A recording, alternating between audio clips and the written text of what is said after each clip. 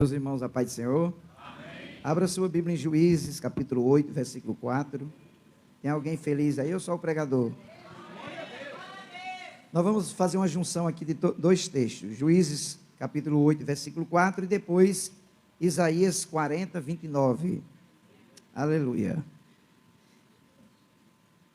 Isaías 40, 29 em seguida. Podemos ler? Juízes, capítulo 8, versículo 4 diz assim: E como Gideão veio ao Jordão, passou com os 300 homens que com ele estavam, já cansados, mas ainda perseguindo-os. Diga essa frase comigo: já cansados, mas ainda perseguindo. Agora Isaías capítulo 40 é muito conhecido da igreja, versículo 29, eu sei que você sabe até de cor, como dizem os provérbios. Isaías 40, 29 diz assim: dá força ao cansado e multiplica as forças ao que não tem nenhum vigor. E você diz amém. Amém. Queridos, nós lemos aqui dois textos, e um dos textos que lemos fala de um personagem muito conhecido, chamado de Gideão. Gideão foi o quinto dos juízes em Israel. A época dos juízes, na verdade, foi a época pós-Josué, uma época muito turbulenta e muito extensa. Eu estava fazendo uma pesquisa a respeito da época dos juízes. A época dos juízes começou no ano 1390 e terminou no ano 1030, ou seja, foram 360 longos dias e um período de 14 juízes. O primeiro juiz, Otoniel, que julgou Israel 40 anos, depois ficou muito tempo sem um juiz, o povo pecou, clamaram, se arrependeram, Deus mandou o segundo juiz, até o 14º juiz, chamado Samuel. E eu estava observando sobre a vida desse homem chamado Gideão, e eu vou dizer para vocês aqui uma coisa, irmãos, quero que você memorize isso. Deus escolhe pessoas para a obra dele que nós não escolheríamos. Deus escolhe homens e mulheres para a obra deles, que talvez se houvesse uma seleção humana, um crivo humano, os homens não escolheriam.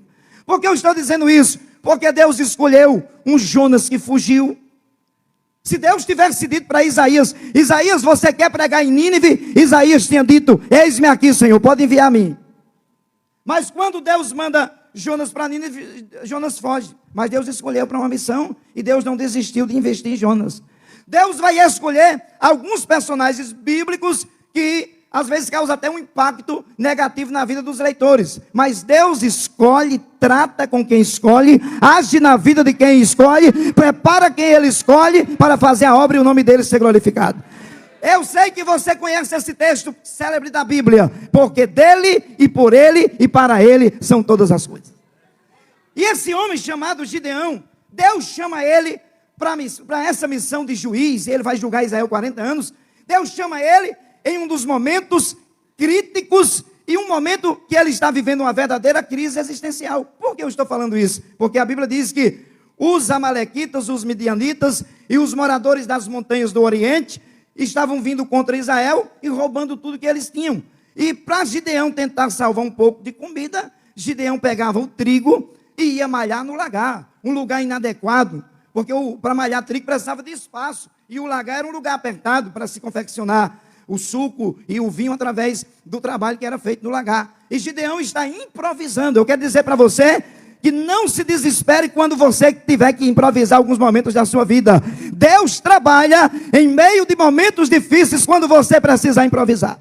Uma coisa eu tenho certeza: Deus está cuidando de você. O anjo aparece para Gideão e as primeiras palavras do anjo de Deus são essas: varão valoroso, o Senhor é contigo. Rapaz, se Deus mostrasse aqui um anjo nessa igreja, eu acho que os obreiros já começavam logo. Por quê? Porque era a presença de um ser angelical de forma visível, trazendo uma mensagem do céu para ele. Quando o anjo disse: varão valoroso, o Senhor é contigo, ele estava em tanta crise existencial, que ele falou: comigo? Como é que o Senhor é comigo, se está acontecendo tudo isso de ruim com a gente? Meu irmão, não se preocupe quando as coisas ruins começam a acontecer. Deus trabalha no meio das crises. Salmo 34, 19, é a Bíblia quem diz que muitas são as aflições de uns justos, mas tem um detalhe: o Senhor, o Deus do céu, o Deus da glória, os livra de todas.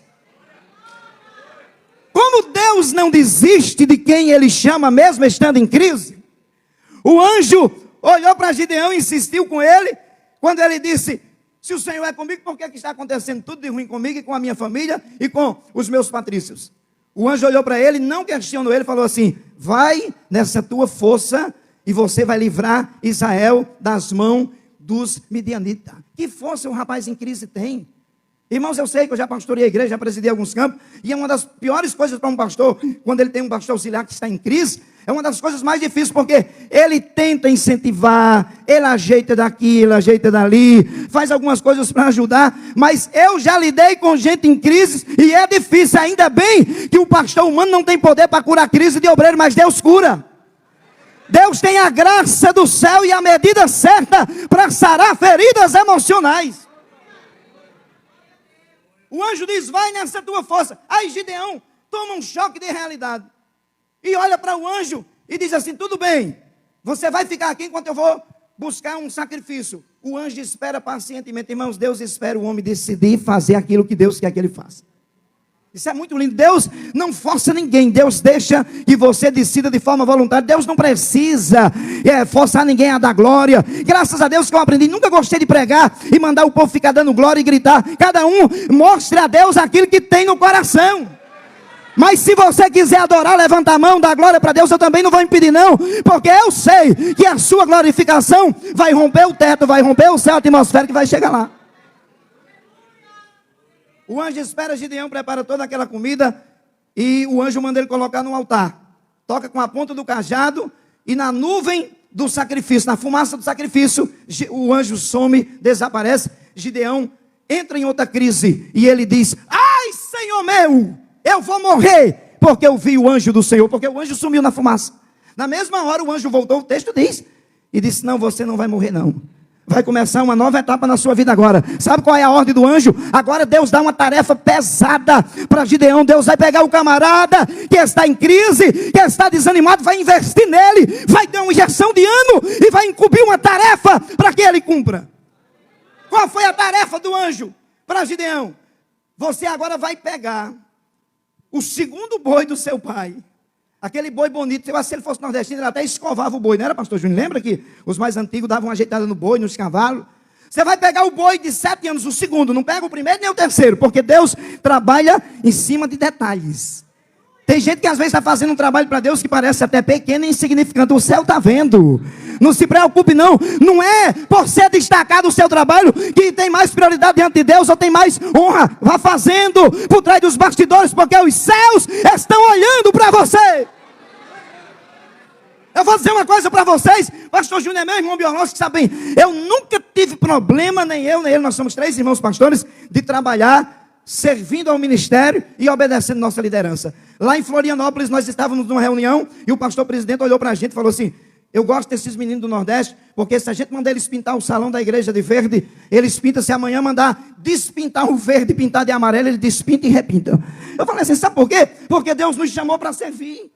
Deus não nos chamou para outra coisa a não ser servir. Eu estou escrevendo um novo livro com o tema Servir a Deus, o serviço de Deus. E eu estava lendo uma frase de uma poetisa chilena de saudosa memória chamada Gabriela Mistral. E em um dos seus livros, a Gabriela diz que Deus, apesar de ser quem Ele é grande, Ele é Senhor, Ele é soberano, Ele é poderoso. Apesar de todos esses atributos divinos que Ele tem, Ele serve aos homens.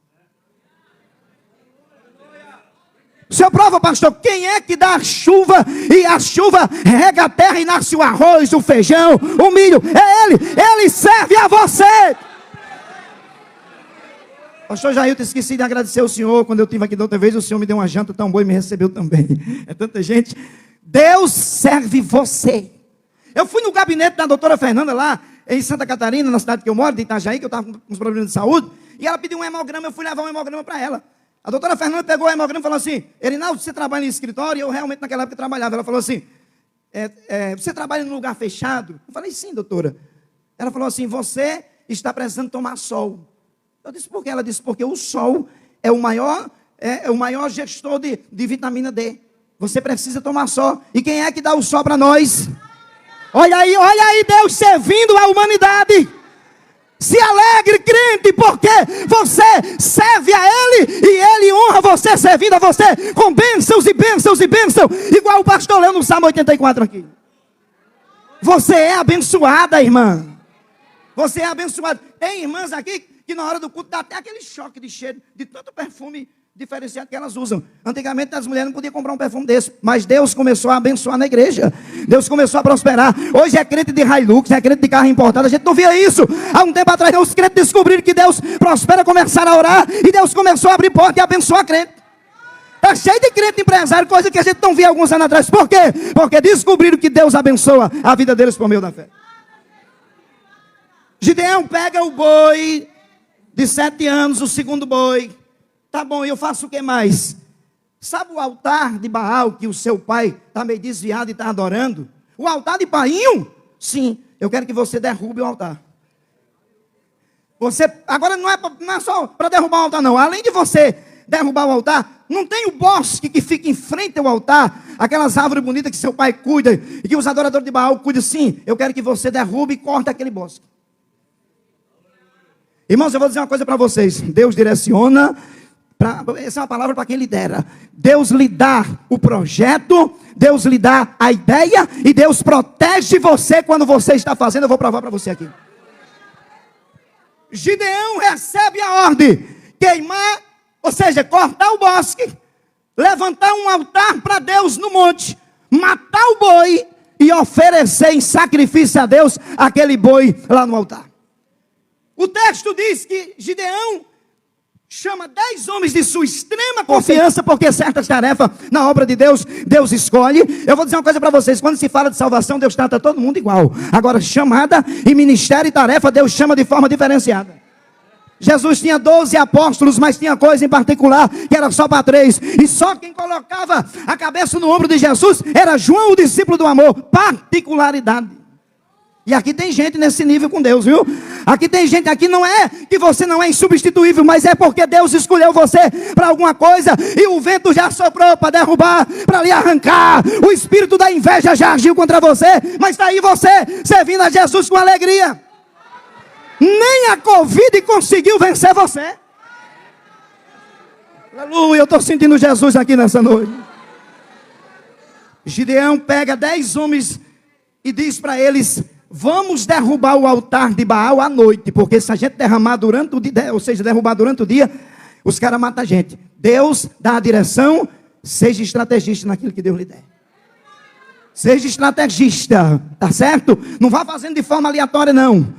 Deus faz uma promessa para você: vou te levar para a obra missionária amanhã, já quer sair pregando por aí. Calma, deixe Deus preparar o tempo.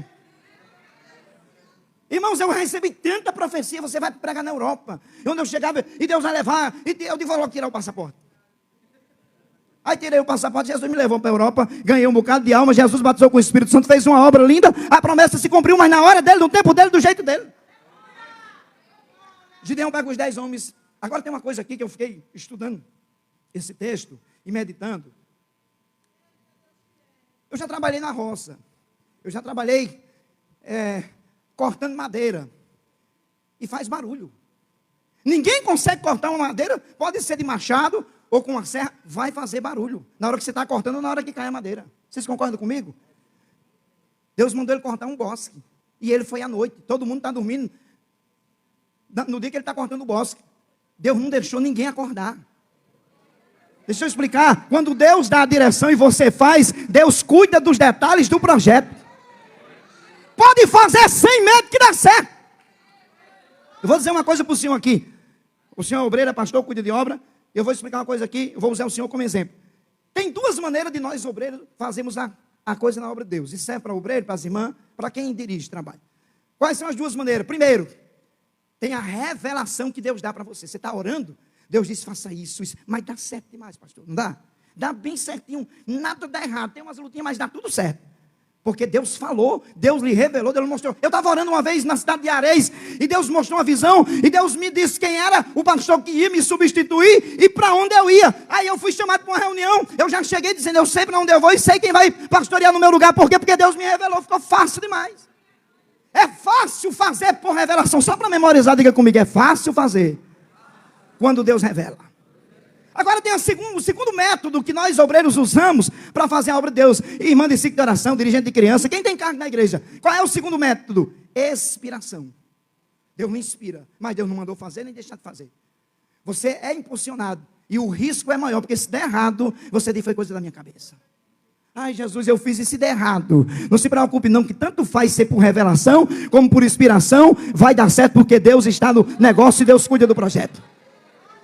Entenda que nem tudo Deus vai revelar, mas Ele vai inspirar. Eu fui pregar em São Paulo, mas a minha esposa, e sentamos com uma amiga nossa que é professora de algumas matérias da teologia bíblica, e eu preguei sobre Davi naquela noite. Preguei sobre as 4 unções de Davi. Até eu falei uma certa vez com um pastor amigo meu, ele falou assim, é 4? Eu falei, sim, é 4. Eu aprendi com o pastor Júnior Silva. E quando terminou o culto, nós fomos tomar um café, aquela irmã disse para a gente, pastor, você sabe porque aqui Davi era o homem segundo o coração de Deus? Eu disse, irmã, eu prego que é porque ele era um homem amoroso. Ela disse, está certo, não está errado não. Davi era amoroso.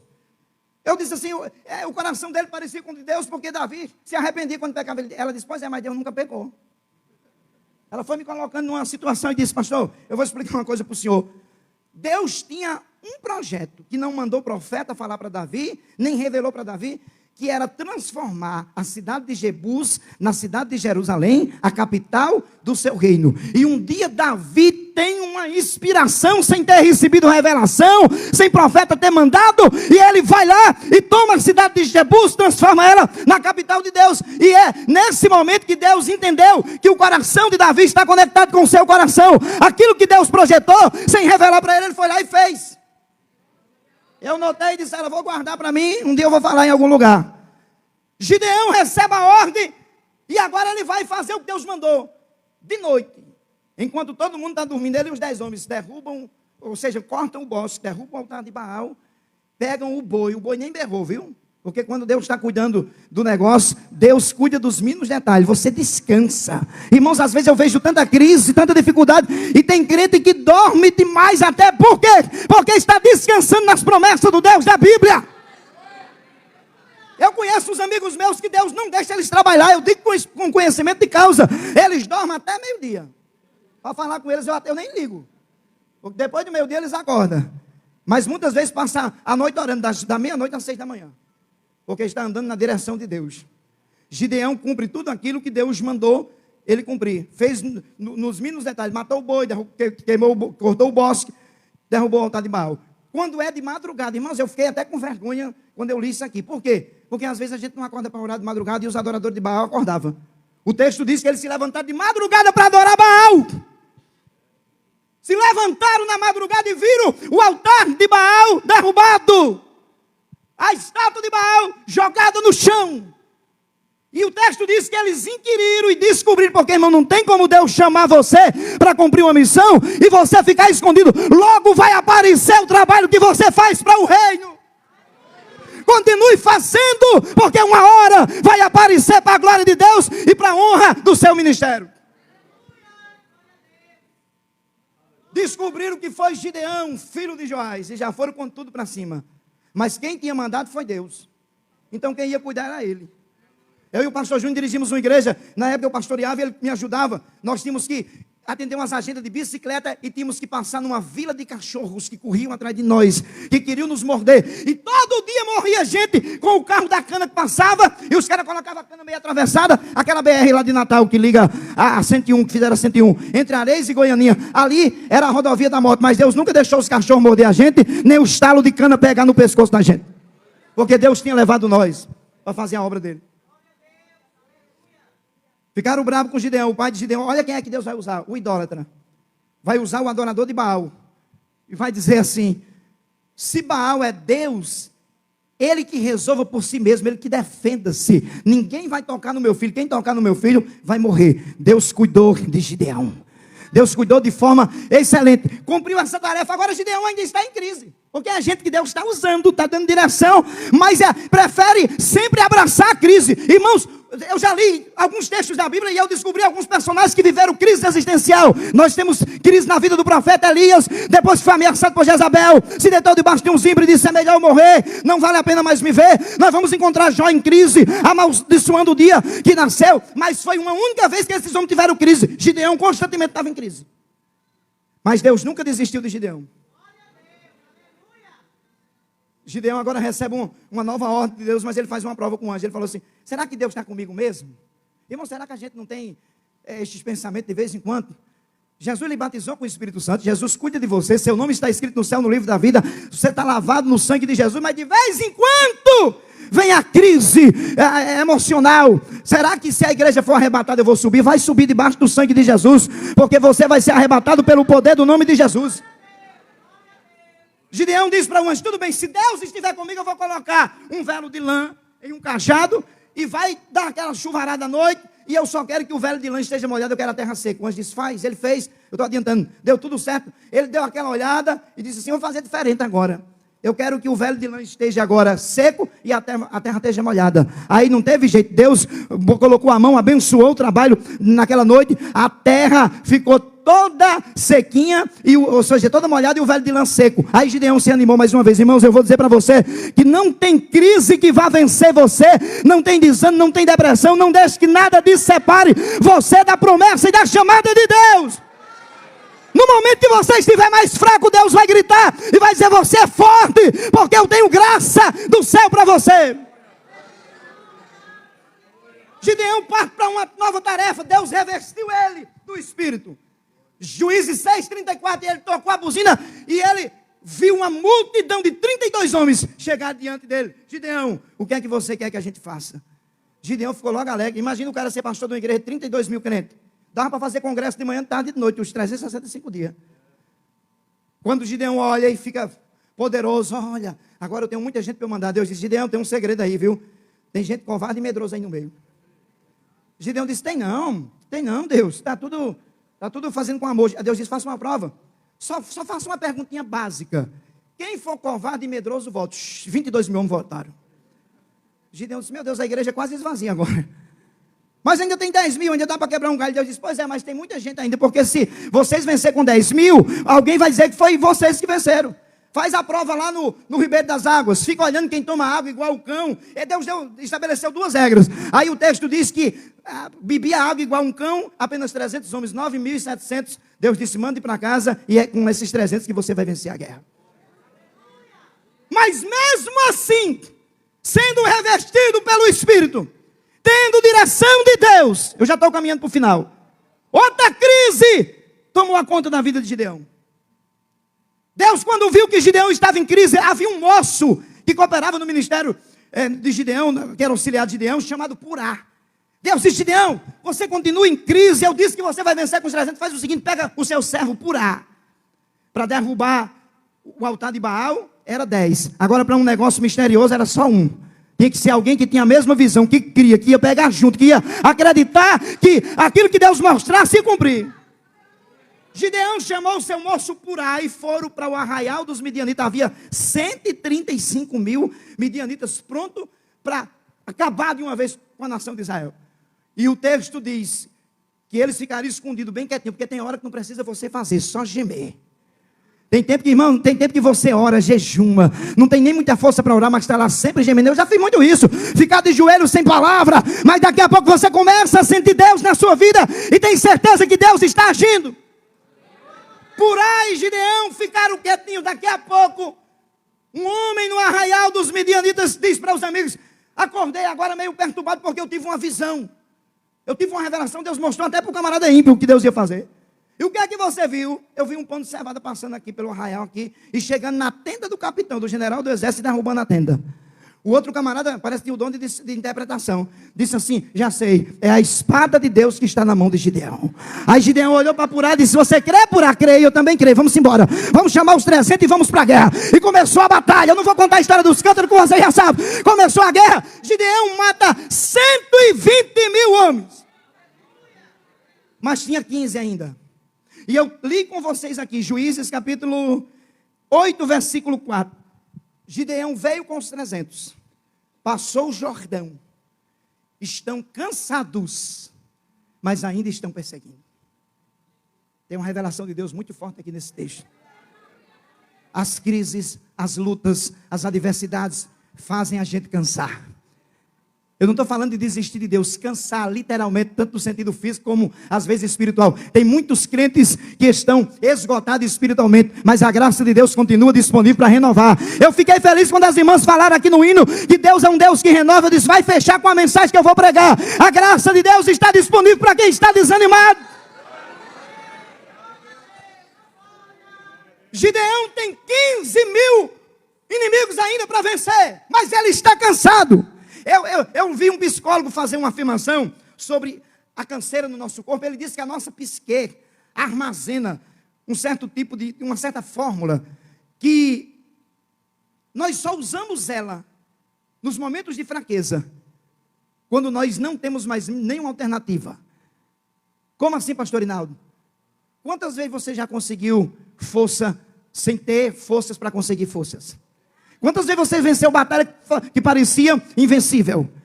Daqui a pouco os 300 os homens que estão com Gideão estão cansados, mas eles têm um objetivo. Sabe por que você não desiste da obra? Você não desiste de Deus, mesmo cansado, mesmo às vezes humilhado, rejeitado, não sendo tratado como queria ser tratado. Você não desiste, sabe por quê? Porque você sabe que você é cidadão do céu, e você sabe quem chamou você, você sabe que você está fazendo para o céu. Eu estou sentindo ele aqui nessa noite. Já cansado, com permissão do pastor, fique em pé que eu quero orar por você, que a minha hora foi embora. Já cansados, mas ainda perseguindo. Ainda tem 15 mil. Eles bateram na porta dos moradores de Peniel, que faziam parte das 12 tribos de Israel. Gideão disse, dá pão e água para os meus homens, que precisamos matar 2 reis e os 15 mil homens. Os homens daquela cidade disseram, você não está com o rei nas mãos, nós não vamos ajudar você. Os próprios que seriam beneficiados com a vitória. Você está pensando que todo mundo está disponível para lhe ajudar? Não é que aquela pessoa é mal, não. É porque Deus permite que às vezes algumas pessoas não lhe ajudem para provar a sua perseverança e a sua fé. Ele foi para outro grupo de pessoas e pediu comida para ele e para os 300 homens. Negaram da mesma forma. Gideão tinha certeza que Deus ia dar a vitória, que quem tinha prometido era Deus. Gideão disse assim, quando eu voltar, eu vou derrubar a torre de Penuel. Era o cartão postal da cidade. Ele venceu os 15 mil, chegou lá e derrubou a torre. Porque ele tinha prometido. Chegou para os outros homens de Sucote e a Bíblia diz que tratou ele com espinhos.